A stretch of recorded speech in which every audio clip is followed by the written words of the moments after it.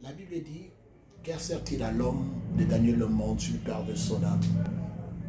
Bien-aimés, ce soir, je voudrais parler à tous ceux qui sont nantis de gloire et de puissance, à tous ceux qui passent leur temps à accumuler l'or et l'argent, à tous ceux qui passent leur temps à chercher la gloire, la vaine gloire de ce monde, à tous ceux qui pensent que l'argent résout tous les problèmes, à tous ceux qui font du mal aux autres en croyant que c'est sur cette terre qu'ils vont passer leur éternité. Bien-aimés, écoutez-moi. Il est réservé à l'homme de mourir une seule fois, après quoi vient le jugement.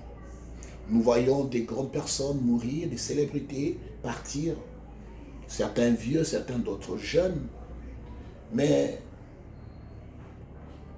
une question que le Seigneur Jésus-Christ a dû poser à son époque et qui a son pesant d'or encore aujourd'hui, qu'est-ce que servira à un homme de gagner le monde s'il perd de son âme? Bien-aimé, penses-tu à l'endroit où tu vas passer ton éternité? Parce qu'il y a un temps que nous sommes en pèlerin, nous sommes venus sur terre et que nous n'avons rien amené, que nous n'allons rien emporter avec. Tel que nous sommes venus sur terre, tel que nous partirons, les gens les disent, moi je ne crois pas que nous partirons comme nous sommes venus. Certainement nous sommes venus sans rien, mais nous partirons chargés, soit de la bénédiction, soit de la malédiction, soit de la vie, soit de la mort. Que personne ne nous trompe que nous partirons de la terre telle que nous sommes venus. On aime l'impression de dire tel que je suis venu, tel que je retournerai. Non, bien aimé, personne ne retourne à Dieu tel qu'il était venu. Chacun de nous retourne tel qu'il a vécu. Car la Bible dit qu'un homme meurt et il est accompagné par ses œuvres. La Bible dit d'ailleurs dans le livre d'Apocalypse, heureux ceux qui meurent maintenant dans le Seigneur, car leurs œuvres les accompagnent. Et tout homme sur terre, au jour de son départ, amène avec lui toutes les œuvres qu'il aura fait sur terre.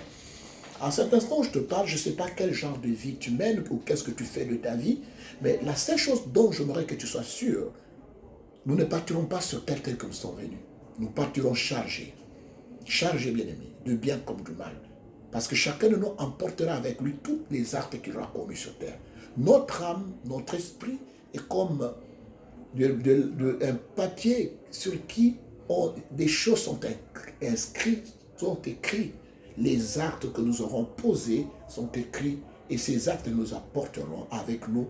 Et c'est grâce à ces actes ou à cause de ces actes que nous serons jugés ou nous recevons notre récompense. Et nous croyons qu'au jour dernier, Dieu récompensera le juste et punira le méchant. Mais l'homme seul ne peut pas se justifier.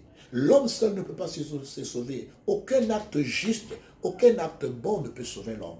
C'est pourquoi Dieu, par son amour, a pensé à nous. Il a dit, je sais que l'homme est inutile. Je sais que l'homme ne peut rien. L'homme ne peut pas se sauver lui-même. Je sais que l'homme est né impur.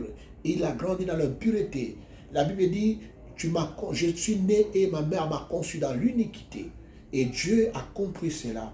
Dieu a envoyé son Fils unique, Jésus-Christ, notre Seigneur. Et il est mort sur la croix pour nous. Il a payé pour nos péchés. Enfin, qu'en lui, nous puissions avoir l'accès au ciel. Bien-aimé, en écoutant ce message, à cet instant, je te prie à faire une chose. Toi seul, tu peux emporter beaucoup de mauvaises choses et la porte du paradis te sera fermée.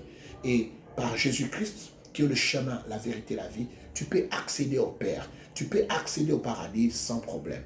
Donne ta vie à Jésus. Donne ta vie au Seigneur. Et ainsi, bien-aimé, quand ton heure viendra, tu rejoindras le Seigneur dans la gloire.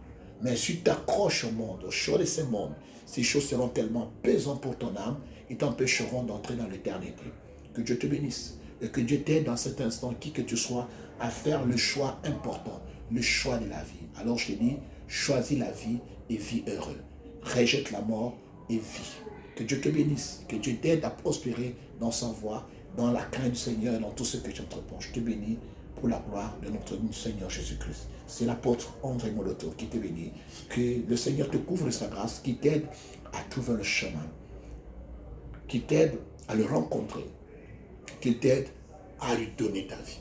Pierre pouvait dire, à qui d'autre irons-nous, car toi seul as le parole de vie. Et celui qui vient à lui ne se perdra jamais.